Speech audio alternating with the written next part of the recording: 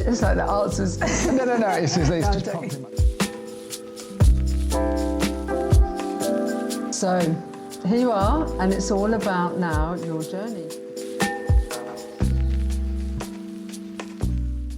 So, here you are, and it's all about now your journey. And you're in Penn Road Studio. This is the Penn Road podcast. Introducing again Marcus Matthews, the Mind Mentor. I was going to say the Mind Valley there, but that was, That's something I've been involved in before. But that's, yeah, exactly. Because we were just talking about it. Yeah. Mind Mentor. So when it's all about your journey, so what matters the most to you in your journey? Because the Mind Mentor, I know about you, but this is your podcast, and I want other people to understand you and your journey, because you offer a lot of things. So I want you to kind of explain what's the Mind Mentor. Because that's the first question, because there's going to be so much more after even just the very first thing. So over to you.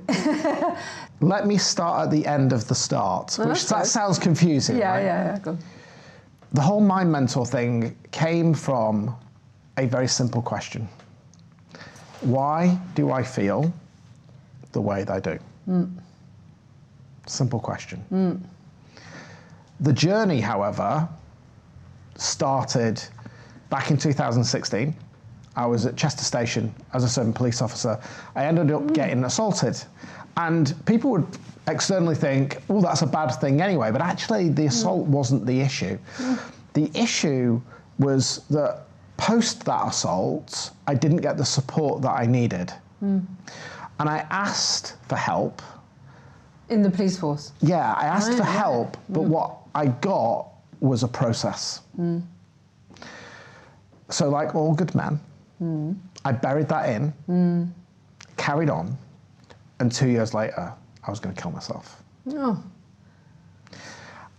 And so I got sectioned, ended up going to my GP, speaking to lots of professionals,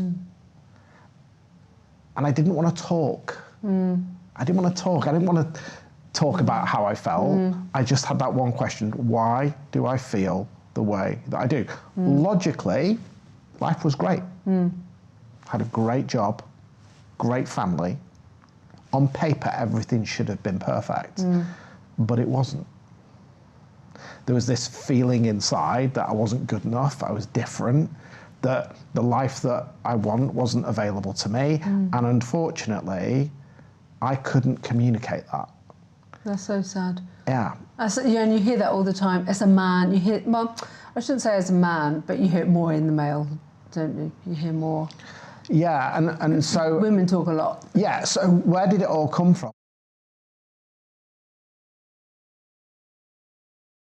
So when people, when people see you, is there a barrier that people have when they come to have is session, is that the right word?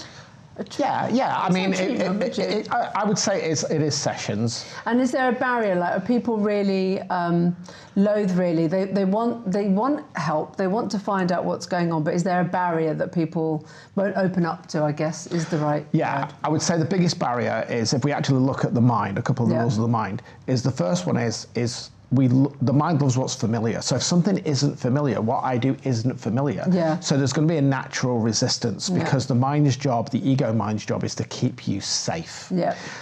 Great story, actually. Worked with a lady called Charlotte Fisher. She was on series 8. Is that the SAS? SAS Who Dares Wins, right? Okay, yeah. And when we did the first session, so I can tell this story because it's out there. Yeah. She was on the program, ended up being taken off because she'd had PTSD and had all the traditional stuff, and it didn't work.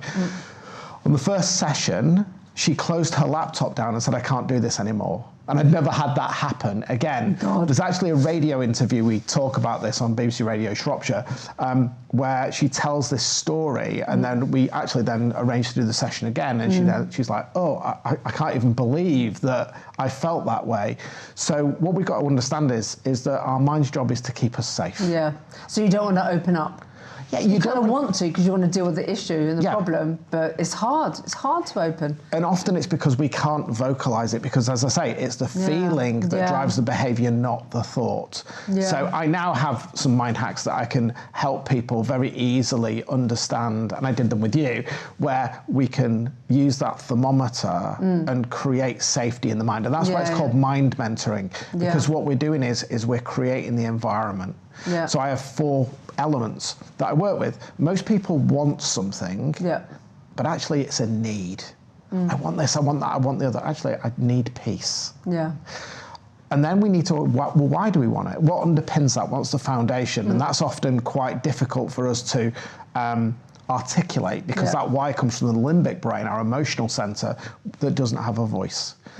And then if we create an environment where we can't sit in our values, we can't communicate our boundaries, it becomes very difficult. So there's lots of these very, what seem like difficult layers happening. And what I do is I create the environment first.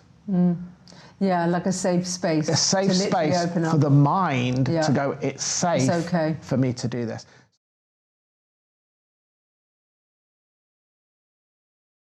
So Marcus, so, you know, we've talked about so many things, and is there anything consistent that goes through, like, every client? I would have thought there isn't, because we're all so different, but there must be something that's kind of quite consistent that goes through everyone that you see. Is there? Does that exist? Yes. Is there? And it's actually quite funny, because I have a bet with people. Oh, yeah? And the bet is this. If the thing you think is the problem, you don't have to pay me. Really? Yeah, because we focus on what we believe we know. Yeah. Well, if we know it, why can't we fix it? And so, because the subconscious mind is always trying to help us, then what happens is that we're focusing on that external story, that ego story, and we're not actually focusing on the thing that is the root cause of the problem. Very quickly, I had a client who wanted to give up smoking. The root cause of that problem was that when... Root cause of the problem that he couldn't stop? She couldn't stop, right? So she wanted to spend more time with her daughter, didn't want to be around her daughter smoking. Here was the root cause. When she was 3 years old, her mum and dad had a party, there was no other children. Everybody was smoking. And she wanted some attention, and the parents just give her a toy. And what happened was that in that moment, the mind went, we're not safe. Fast forward to when she was a teenager and started smoking and got that first cigarette, she'd moved schools and didn't really fit in. All of a sudden, the cigarette was a way in which she could feel connected. So connection... Well, because other people were. Yeah. So we're part of something. We're part of something. Right, we want to feel connected. So we look at outwardly. So a lot of the work that I do is about helping people reconnect to their true self. Wow. And God, you'd never think that. No. I mean, I'm not a smoker, but you wouldn't think that would be a reason for someone smoking. Yeah. So pretty much all addictions that I've worked with clients is all around connection. Because if you think about it, it's fundamentally part of our survival mechanism. Yeah. If we're not in a tribe, if we're not connected, that primitive part of our mind says you're going to die. Right. And the mind's job is to keep you safe. So it'll work on whatever it believes is going to keep you safe, because it doesn't know good, bad, right or wrong. All it knows is what you tell yourself and what you feel about that thing. And that's why we get caught in these habit loops. Right, okay. God, that's good.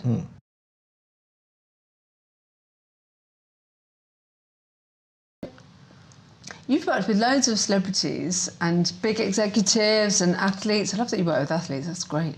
So if someone's looking at for you on your socials and on your website, although you've worked with great people and known people and people on TV that we relate to, is your services still for everyone? Do they feel like they can access you, or is it just for celebrities and for people that are seen, really, I guess, on TV? Yes, it is. Yeah, and actually, that's my biggest passion. My biggest passion is to make this accessible to the world. Actually, my whole mission and dream is that people have informed choice on the support and the help that they get. So I have a way that everybody can work with me, from free up to spending thousands and thousands of pounds. It's very much bespoke. The only thing that I say to clients is this: is when you invest, you're not investing in me, you're investing in yourself. So as long as people are willing to do the work, I guarantee the results. And the question you've got to ask really is the cost of not doing something less than the cost of doing something? Yeah. And I look at this as energy. You know, it's how much energy, how much ROI. If I'm a business owner, if I'm running a business, I'm looking at ROI. If I invest £1 million, $1 million, but I know that I'm going to make 4 million, then it's worth it, right? So there's always ways in which people can work with me. There's lots of different ways we can do it, but the thing is that they've got to want to do the work and invest in themselves, and that's it's funny because, you know, we kind of do something and we're all busy and we do something and we do kind of want to be fixed. Doesn't work like that, does it? Let me give you an example. I had a client who had been having therapy over probably 10 years, as in talking therapy, psychotherapy, right? That's a long time. Not had the fix. She worked it out, £13,500 that she spent. Wow. Okay. On that particular package that she came on me was my 21-day package. It was at the time was less than £500, and she was fixed 21 days. That's great. Yeah. So somebody might say, £500, for example, that's expensive if you're comparing it to £35 an hour. But I don't charge by the hour, I charge by the result. And if somebody comes and works with me and we don't get a result within that period of time that I believe we can do it, I will keep working with that person for free until we do. That's my commitment to my clients. Oh, great. Can I book and sign in that?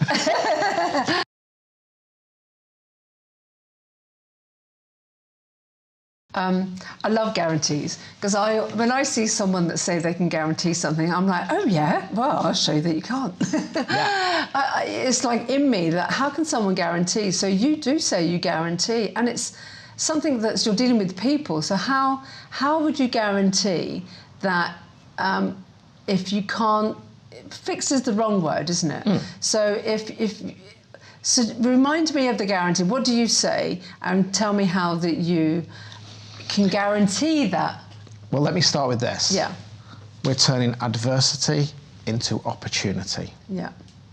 So the guarantee is about how we reframe that as a learning opportunity and how you can gain new insights and perspectives on your situation. You see, you can't see the bottle when you're inside it. Yeah. And so by me acting as that mirror, not to the story, but to the feeling. Right, yeah. I think that's what people are always going to get a bit confused about, do you? The feeling rather than the story. Exactly, and that's why I offer this free consultation, so that I can show them how that feels and what that will be, and it gives them that confidence that they can make those changes. But here's the thing, the reason why I can guarantee it is I've been there. I've done it. I haven't gone to college, I've not got some degree, I've not got some doctorate. I was literally going to kill myself. And out of that very dark time, I started to understand the mind on a very deep level. So I'm a real geek.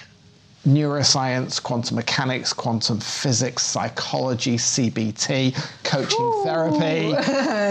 But all of those are just constructs. They're just frameworks in which you can run information through. The guarantee comes quite simply like this. Does it feel like it's possible?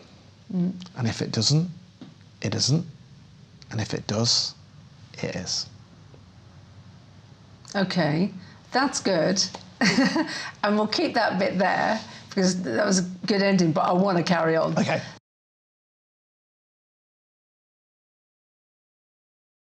So you just said, it's about feeling. If you feel it, you can change it. Did you say that?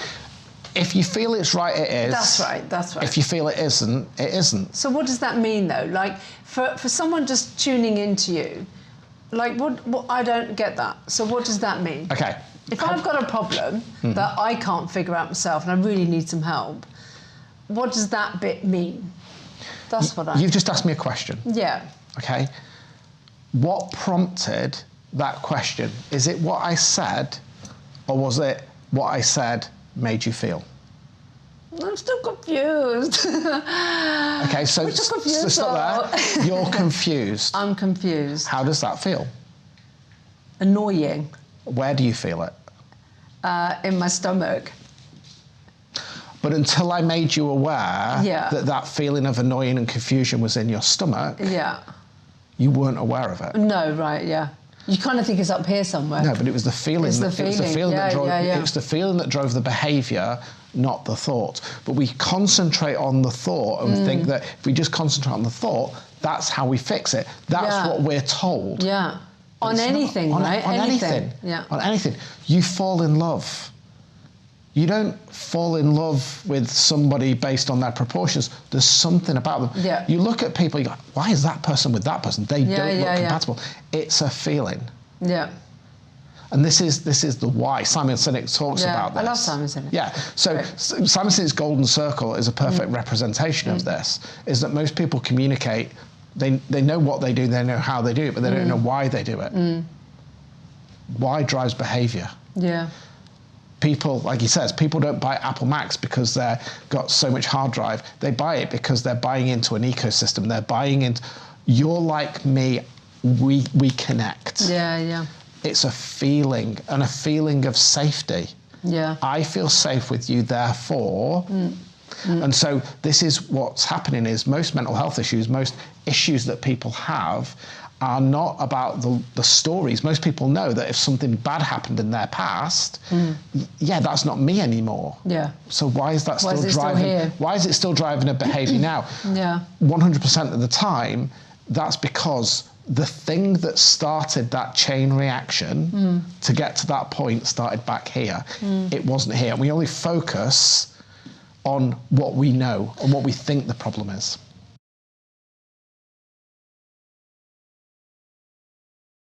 But we've all had pasts, and you know we've all had things that go wrong because that's part of growing up. It's part of life, right? Yeah.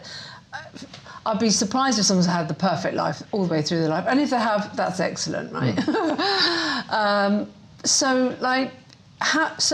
Why would some people can either deal with it, or do they ever deal with issues that have happened earlier on? You know, we talk about trauma all the time now. It's trauma from, would you say it's a bit of a catchword? It is, but define what trauma is. Yeah, well, that's kind of what I'm asking you, really. So my point is that I use my Marmite analogy, right? Oh yeah, go on. I like Marmite. You like Marmite, I don't. Right. So if you go to the store, you go to the shop, and you see Marmite, you're going to buy it. Yeah. I'm indifferent to it. Right.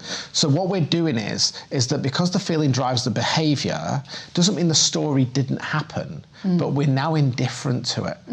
We can now use it. Great book by Neil Donald Walsh called Conversations with God. And he says to God, why all the chaos? Why all of this sort of stuff? And God turns around and says, how can you know love if you haven't known loss?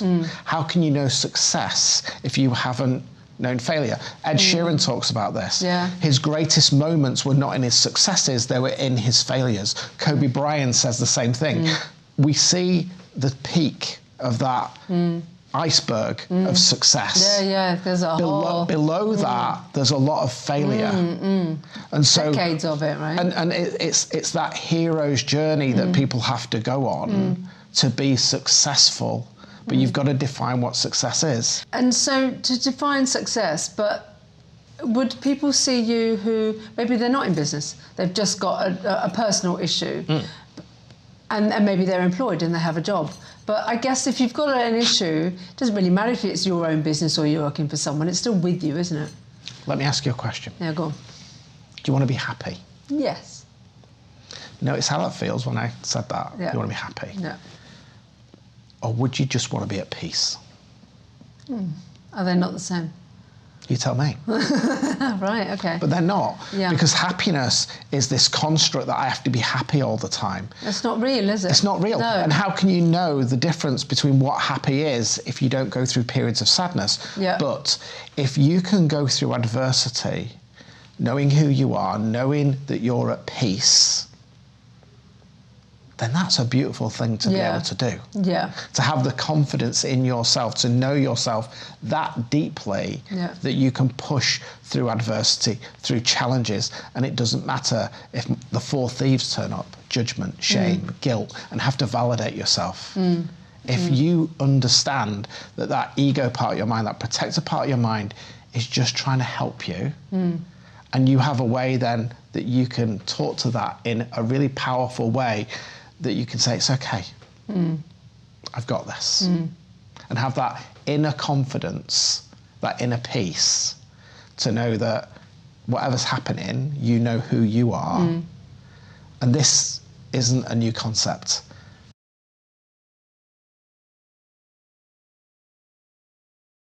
And so let me ask you a question. Okay. Are you at peace? Yes and no. Yes and no. I guess the next question would be, is anyone ever at peace? Because there's life, right? There's things that happen and go wrong.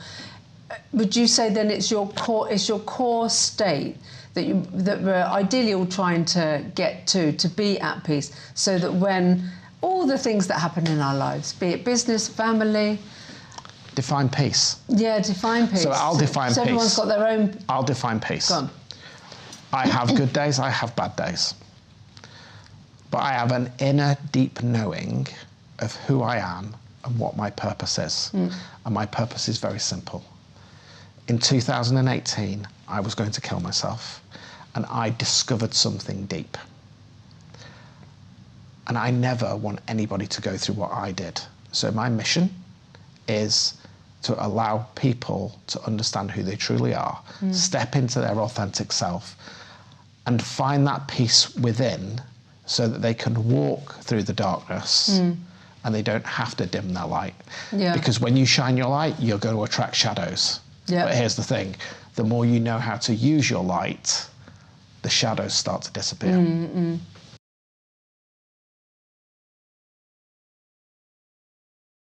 So if somebody wanted help in or anything, how would they? They found your website, found your socials.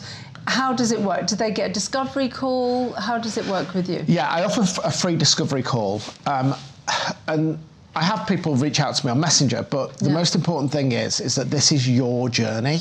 So I need to understand what that journey looks like for you, because actually I might not be the right person. And so it's really important that we have that conversation so that you understand exactly what it is you're signing up for. And the thing that stops most people is the fear. And one of the things that I don't like is I don't like pressure selling. It's your journey. You're investing in yourself. And I want you to be 100% confident that it's for you.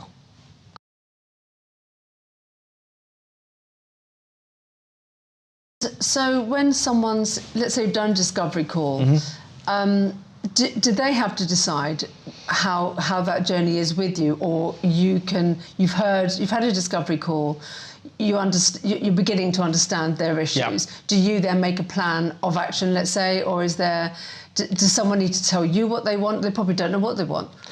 This is a collaboration. I think this is the beauty of what I do, is so we are collaborating on that journey. So if you were to imagine the journey as maybe a coach or a therapist is in front going, come on, this way, do this, use this framework. We're not doing that. I'm at the side of that person. And at those junction points that we go through, it's okay, here's a menu.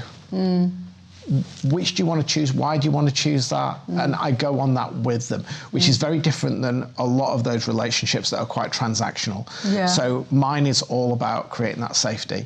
And so my clients can interact with me as much or as little as they want. I have a full support structure through the whole of that period of time that they're with me. So it's not, ding, your time is up. There are lots. I've even got an AI. I've basically taken my brain and put it into ChatGPT. So people can access the stuff that I do 24 hours a day. So I'm using modern technology. I've tried to create courses and ways in which it suits everybody's different style. But it's not about me. It's about them. And I just want to tell people that I've got them.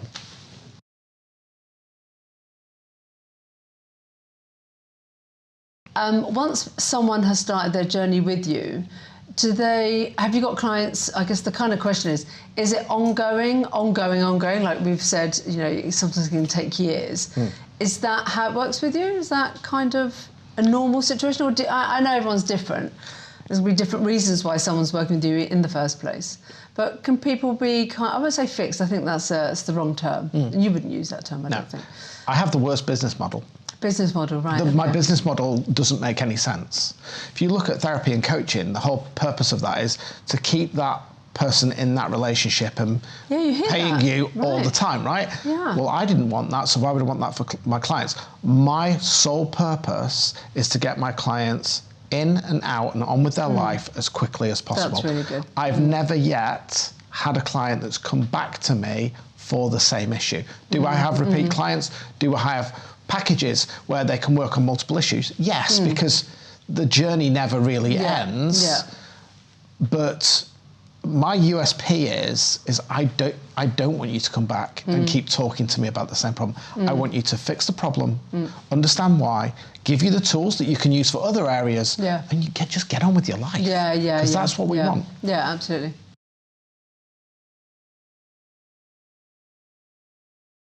So there's lots of different types of therapies, I guess the right word. Coaches, mentors. What's the other one?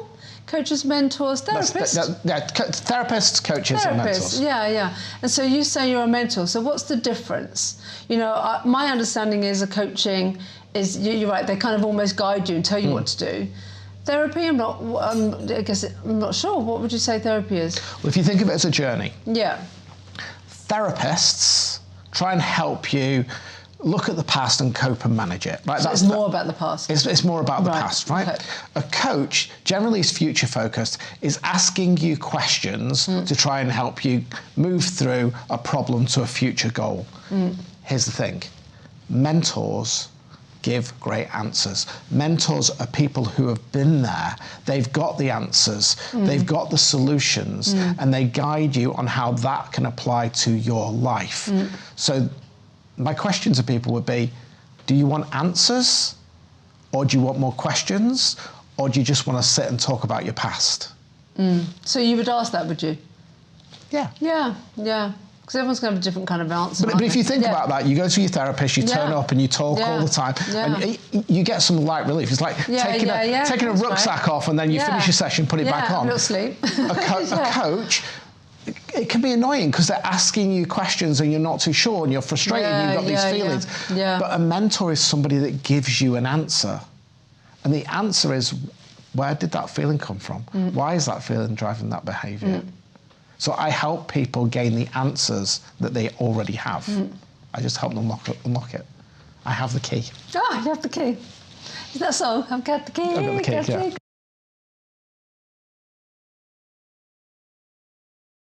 You got questions for me? Yeah. Oh. Okay. You've had that deep dive root cause session. Yep.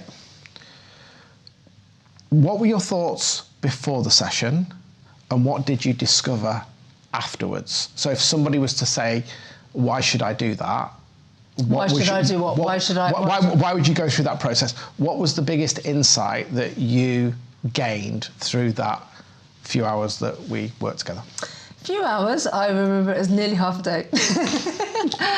A few hours went like that, didn't they? They flew. I think what I certainly remember was that there was a lot of I gave a lot of importance to things that really were not important at all. And I didn't really see that. You kind of, it's a continuous, it plays around, doesn't it, continuously. Certainly if you give it some thought of, you know, the same issues back when you're 7, when you're 13, when you get married, you know, all these, the same kind of maybe words that were said to you when you're a young person that still affect you now as an adult, you know. And so I remember feeling like, who is this person? How dare that person, family member, you know, affect me still, or that I'm allowing that person. And she probably wouldn't even remember. What happened though?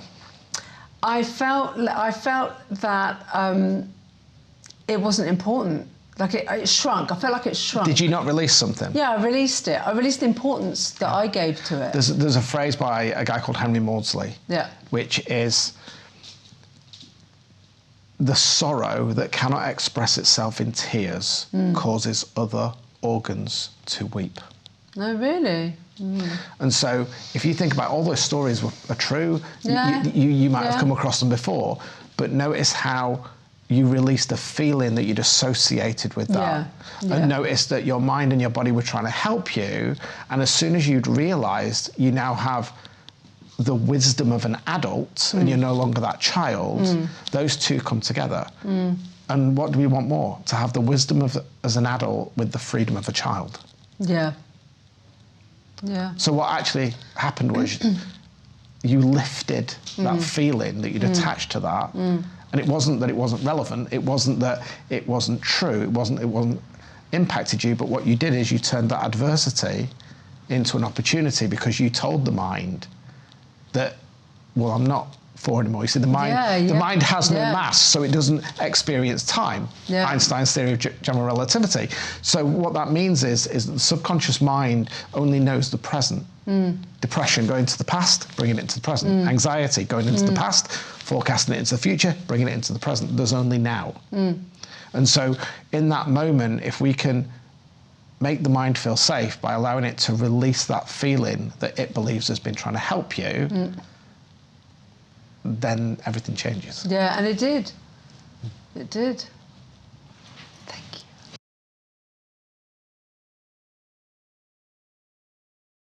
you. Given that we have an economic crisis, given that we have a mental health and well-being crisis, if somebody was struggling, knowing that you've been through the process, what would your advice be, and why would you give that advice? Well, that's a good question. Okay, so I think that, why would you say, I will answer, that there's a mental health crisis? What does that mean? That we're just all really aware of our mental health?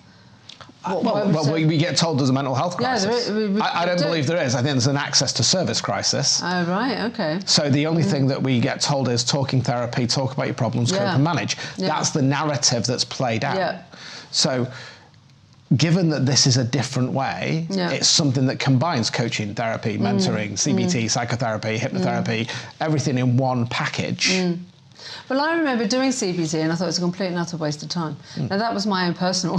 And that's not a narrative that is unknown to people. I'm always the last person they come and see. Right, yeah. So because they're accessible. Is that what it is? It's familiar. It's familiar. It's familiar. Yeah, and I guess even your doctor can sign you up to a CBT course. And so,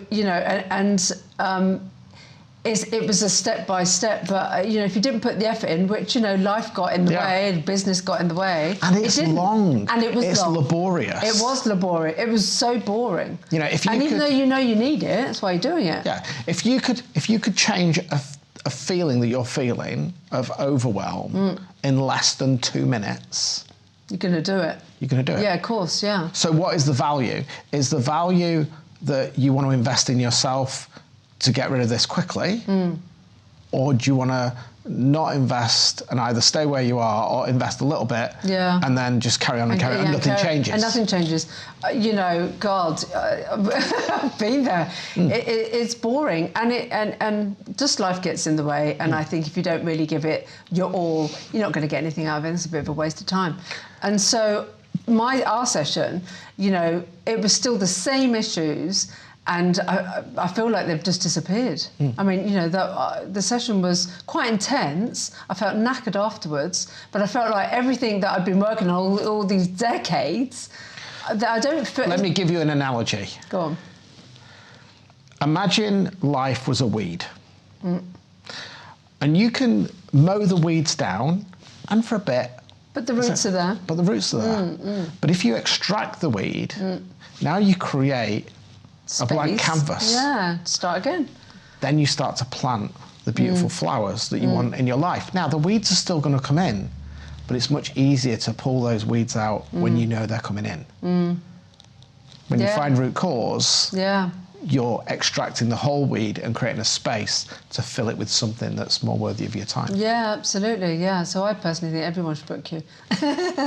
Like really, you know, don't waste your time. Just get straight into the issues that you've got. Yeah. So you can move, like you say, so you can move on. Yeah. You know, because you really feel like you don't realise, I don't think, how much things can really hold you back. And in your head, because it's your head again, it's just this continuous chatter to yourself. Which comes back to that question, why do I feel the way I do? If you're asking yourself that question, why do I feel the way that I do? That feeling does not reside in the part of the brain where talking happens. Because it's not feelings, the feelings aren't up there. The feelings aren't there. You're looking in the wrong part of the mind. Yeah.